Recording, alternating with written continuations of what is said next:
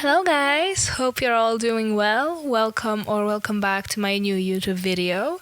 As you can see, this time we'll be talking about the most recent situation that has been happening with the girl group KATSEYE, more specifically the situation involving one of its members, Manon. But first, let me quickly introduce myself. I'm Mara and I make videos about everything and anything pop culture related. If that sounds good to you, please keep on watching. Having said that, let's get on to the video. Most of you may be already aware of, but let's quickly establish who are the people who make up the members of KATSEYE. Just for the record, KATSEYE is a 6-member international girl group under American label Geffen Records and Hype Entertainment. The members include Daniela, Lara, Manon, Megan, Sophia and Yunche. I hope I pronounced all of those names right. If not, I'm really sorry, I tried my best. The group was formed through the 2023 reality competition series Dream Academy. The group's formation process was later chronicled in the Netflix docuseries Popstar Academy KATSEYE, which recounted the audition process, intensive training, and formation of the group. KATSEYE debuted in June 2024 with the single titled Debut, followed by their breakthrough single Touch. In April 2025, they released Gnarly, which served as the lead single for their second EP called Beautiful Chaos. And Gnarly gathered the most mixed reactions due to its uniqueness, let's call it that. And yeah, it was definitely different from what they were known for, mainly Touch, which was their other really successful song. And I think all of you are very aware of Gnarly. They performed it at the Grammys. It's their most controversial song, because some love it, some hate it. I mean, yeah, my opinion on this song will be revealed in the later part of the video, and I already spoke about it in my Grammys 2026 snob. If you haven't watched that video, I would really appreciate it if you did. If not, that's fine. So yeah, my thoughts on Gnarly will be revealed shortly. So, as you can see by the title, I'm not someone who could be considered a quote-unquote fan of KATSEYE. I mostly became aware of them when they released Gnarly, although I did hear snippets of Touch on TikTok, mostly used as a trending background music to many TikTok videos. But ever since Gnarly dropped, I have been slowly intrigued by the group, especially after seeing the comments and opinions on the single, mainly about how their musical talents were heavily underused by their label. The whole idea behind Gnarly relies strongly on the dancing. There was a whole TikTok trend around it, and I will admit they are great dancers. And like I just said a few moments ago, if you watched my 2026 Grammy Snobs video, then you already know my opinion on this song. If you haven't, I'll just quickly repeat myself yet again, because honestly my opinion has not changed that much since the release of the video. However, I have to say I'm not the biggest fan of this track. It is quite different, I have to agree, but honestly I can't listen to it for too long because I get annoyed with it. I also believe that it doesn't showcase their vocals. I don't know why I ended the sentence like that. It was not supposed to be a question. It's quite obvious that they are not using their vocal ability to its fullest potential, and that's really a shame because the girls are extremely talented. Like, have you heard Lara or Sophia? Like, my god, what a talent. And to think that their voices are not utilized properly just breaks my heart as a fan of music. Pop music, okay, they are kind of like, okay, they could be considered a pop group, although they function more like a K-pop group. Never mind, more on that later. And they cannot base their whole career on being a TikTok trend. It's not viable, not in the long run anyway. Yeah, it guarantees a short-term massive boost, but leaves your reputation damaged, and shrugging off the TikTok star label is pretty difficult. Why am I speaking about that? Just in case I want to highlight that I'm stepping into the topic, metaphorically of course. As a pretty unbiased person, I don't have a favorite from the group, so I believe that my statements on the whole Manon and KATSEYE will not be clouded and will remain as objective as they can. The actual situation, what happened? Recently, Hype, the label/agency that the group is under, released a statement in which they announced that one of their members, in this case Manon, will be taking a hiatus from the group activities. The reason for that was her apparent poor health and a need to take a break to recover. It was not disclosed how long the hiatus will last for. Naturally, this decision it was definitely a decision, and whose more specifically will be mentioned later on, was met with quite the uproar from their fans, at least at first. Most were quite shocked, and for good reason. With the success, though mixed reception of their song Gnarly and the Grammy performance, plus their first nomination, KATSEYE were riding quite the high. I think that's a phrase, if not, I just invented it, so sorry. No one really suspected that one of the members would decide to take a step back at this exact moment, especially since Manon herself has been quoted saying that, looking at their 2026 schedule, this was going to be their year, like very busy year, but definitely you get what I mean. So sorry for that. That's one of the non-native English speaker problem. But well, things like that happen. I guess some may have taken this information as a result of a circumstance. Maybe she really was sick and needed time to rest and was just hiding it really well. Well, that explanation may have worked, but only up until Manon herself has released a statement, a comment, whatever you want to call it, basically saying that she's doing well and sometimes some things don't happen the way one may want them to, or something along those lines. I'm paraphrasing here. Either way, the message strongly applied, allegedly, for legal reasons, that it was not a decision made by her, but rather a one that was forced upon her, which, unsurprisingly, was met with, once again, quite the outrage from the world, this time not only from their fans. Major publications like Forbes, Rolling Stones, and others, and other entities, such as Grammys, featured this topic, bringing even more attention to it. The whole situation has also resulted in the surfacing of the topic of one sole black girl in the girl group. Well, it's not that it ever went away. The mistreatment of women of color in the music industry, not only, but here it's the environment I'm specifically discussing. It is still an ongoing and unfortunately relevant issue which existed long before the KATSEYE incident, in quotation marks, because you can't see me, but I'm making the quotation marks with my hand. Let's call it an incident, because I cannot come up with a new word, a more suitable one on the fly, so I will just stick to the word incident. Like I said just now, Manon's case of mistreatment is not an isolated one, unfortunately.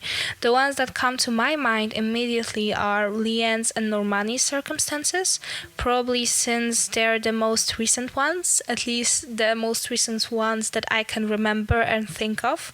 Admittedly, I don't know that much about Normani's situation. I was never that into the Fifth Harmony world to really know the examples of her situation, but I was and still am a little mixed stand, so Leanne's story is the more familiar one. I mean, she even released a documentary talking about this and other things, but this topic was one mostly mentioned. There she talked about essentially feeling invisible and being consistently sidelined by both fans and their label, which I don't think I need to say is a horrible thing. No one should be treated, or rather mistreated, solely based on a characteristic that they can change. In this case, the color of their skin.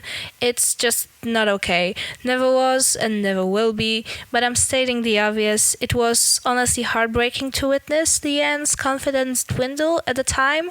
Thankfully, right now, especially with her album release, I also made a video about it. If you haven't seen it, please go check it out, because I am just obsessed with her album. I think it's just amazing, and for more of my thoughts, please go and watch my previous video. Anyway, she's doing way better, literally thriving in life and breaking records left and right.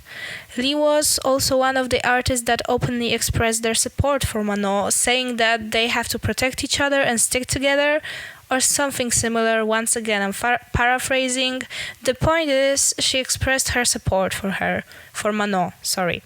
Back to Manon and her situation. I would argue that her specific situation is a tad bit different, not in the way of mistreatment, it's equally bad, but what I mean is that Manon and Lee standing in their respective groups are vastly different. Even though both girl groups were formed in somewhat similar circumstances, singing competition and a show, Little Mix's main strong point was the fact that, at least in theory, all of the members were equally as important and crucial to the success of the group. They relied on friendship and specifically opted out of selecting a so-called leader, meaning a main singer. There's even a situation that happened during their X Factor days when one of the judges commented how Perry's voice was the strongest and she should be the main focus of the group, which she strongly disagreed with. And I'm not saying that KATSEYE doesn't push the idea of unity and friendship. I think they results of that trying are up for debate for many. My point here is that KATSEYE is operating more like a K-pop group rather than a typical Western girl band, typical in a sense of girl bands in the West, just so we're clear. What I've learned during this whole thing was that in K-pop groups, each member has a sort of assigned position. As a casual K-pop listener, I had no idea that it was even a thing. And that's where the difference lays. Manon was chosen as the visual of the group. For those who, like me, were unaware of what the term implies, being a visual of the group means being the member officially recognized for best fitting Korean beauty standards and representing the group's image. This role often places the idol at the center of photo shoots, advertisements, music videos, close-ups, and public promotion. To my understanding, the member chosen as the visual ought to stand out the most and be a sort of signature for the whole group. So it makes no sense to get rid of the visual. Don't get me wrong, Manon is a great dancer and an amazing singer, but according to the rules of K-pop, those were not the only reasons she was chosen to be a part of the group. Her image, stage presence, and charisma were the ultimate reasons for her to join the group. On the surface at least, but more on that later. And let's be honest, charisma, beauty, striking stage presence are things Manon has plenty of, evident by the fact that she's been going semi-viral on TikTok prior to even being in the group. What's more, she was specifically scouted out, asked, and trained separately with the sole purpose of becoming a part of KATSEYE. So why would they get rid of their visual? Let's not kid ourselves. While all of the members are beautiful and are great on stage, Manon is someone whose persona is associated with the brand KATSEYE the most.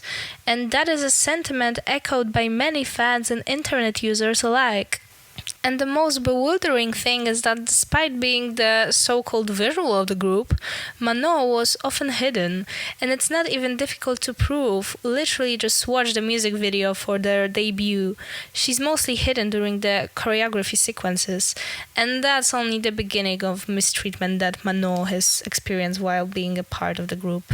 Many have pointed out that upon the release of KATSEYE collaboration with Monster High, Manon thought it was nowhere to be seen.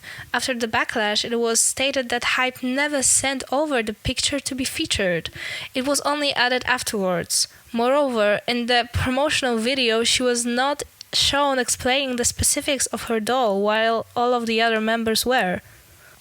Another thing, the billboard incident that happened most recently. KATSEYE got a collaboration with Glossier, releasing some sort of lip product, probably a gloss or something, implied by the name, obviously.